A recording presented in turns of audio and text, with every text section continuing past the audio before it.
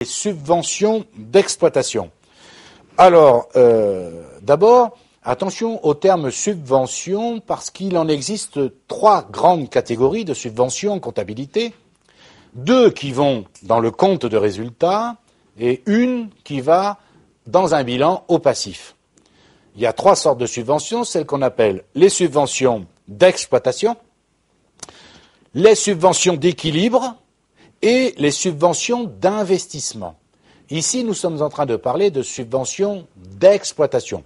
Donc, ce sont des subventions forcément dont bénéficie l'entreprise et ce sont des subventions qui peuvent être données, versées par, alors c'est toujours pareil, hein, l'État, la région, le département, la mairie, l'Europe, tout ce que vous voulez, pour faire face à certains déficits en termes de produits d'exploitation. Ça veut dire que c'est lié aux produits d'exploitation. Mais vous pourrez avoir des subventions qu'on va qualifier, mais vous allez le comprendre tout de suite, exceptionnelles, d'où le classement en compte 77 produits exceptionnels. Ce sont les comptes 77-15 dont nous reparlerons de tout à l'heure. Et enfin, il y a une troisième catégorie de subventions dont nous reparlerons plus tard en long, en large et en travers, qui s'appelle les subventions d'investissement. Et là, c'est plus du tout considéré comptablement, pour faire simple, comme un compte de produit, mais un compte 13 et qui va au passif. Comme son nom l'indique, il s'agit de subventions versées par l'État, le département, la région, la mairie, l'Europe, tout ce que vous voulez, pour aider une entreprise à faire des investissements.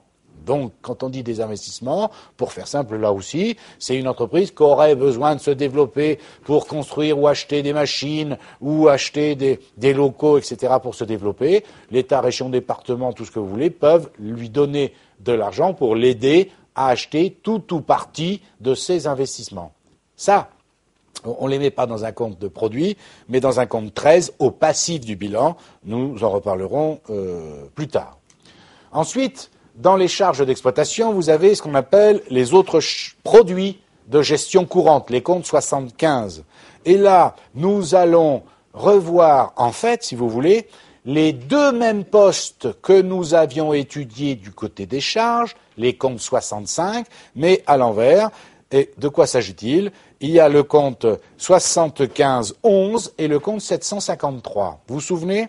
75-11, ce sont des redevances, mais cette fois-ci perçues par l'entreprise parce qu'elle concède des brevets, concède des marques ou des licences. Est-ce que vous comprenez? Vous vous souvenez, 65-11, c'était un compte qu'on utilisait en charge si une entreprise, en fait, vous le savez que c'est possible, louait un brevet, une marque, un procédé, quelque chose. C'est-à-dire que l'entreprise paye à une entreprise propriétaire de la marque, etc., etc. Dans ce cas-là, pour elle, c'est une charge. Mais quand c'est moi qui ai créé, déposé un brevet, une licence, une marque, et que je vous donne l'autorisation de l'utiliser, je vous facture cela, d'accord? Eh bien, pour moi, c'est une redevance perçue, et c'est donc un produit logiquement. Et enfin, vous avez essentiellement un autre compte dans les produits de gestion courante qui s'appelle le compte 753, jetons de présence perçus par l'entreprise quand c'est l'entreprise qui est administrateur d'une autre société. Vous vous souvenez, du côté des charges, 653, c'était aussi des jetons de présence, vous vous souvenez, mais c'est quand la société payait ses administrateurs. D'accord? C'était la rémunération. Vous savez, je vous avais raconté l'histoire de l'Assemblée nationale où les députés étaient payés, il fut un temps, avec des jetons de présence. D'accord? Eh bien là, c'est l'inverse. C'est-à-dire que je suis une entreprise et je suis en tant qu'entreprise, c'est possible d'un point de vue légal en droit des sociétés, je peux être en tant qu'entreprise ou société administrateur d'une autre société. À ce titre, je serai rémunéré. Rémunéré comment? Par des jetons de présence. Donc pour moi, c'est un produit, donc autre produit de gestion courante. Ensuite, vous avez un poste important, reprise sur amortissement, dépréciation, provision et transfert de charges d'exploitation. Alors, là, on va pas rentrer dans les détails parce qu'on va passer des heures et des dizaines d'heures, et vous, des centaines, bien sûr, à travailler comme des bêtes là-dessus. On verra ça avec les opérations d'inventaire. Vous vous souvenez qu'il y avait, du côté des charges, des dotations aux amortissements, dépréciations, provisions, pour constater notamment une diminution provisoire de la valeur d'un actif, vous vous souvenez ?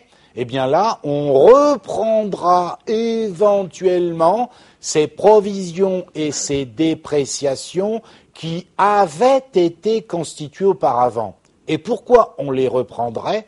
On les reprendrait parce qu'elles n'ont plus lieu d'exister. Ça va, vous me suivez ? C'est pas clair ce que je dis ? N'hésitez pas. Un exemple. Rappelez-vous. On est, mettons, en 2011. En 2011, on a acheté quelque chose dont la valeur... Alors, ça m'embête un peu d'en parler à ce moment-là. Écoutez, je vous en reparle tout à l'heure avec, non pas l'exploitation, mais avec les éléments financiers. Vous allez voir, vous allez comprendre. Je reprendrai un exemple encore plus parlant. Donc ça, ne vous inquiétez pas trop, nous en reparlerons en long, en large, en travers, mais dans 3 minutes, je reviens avec un autre exemple, mais cette fois-ci avec des produits financiers dans le même esprit.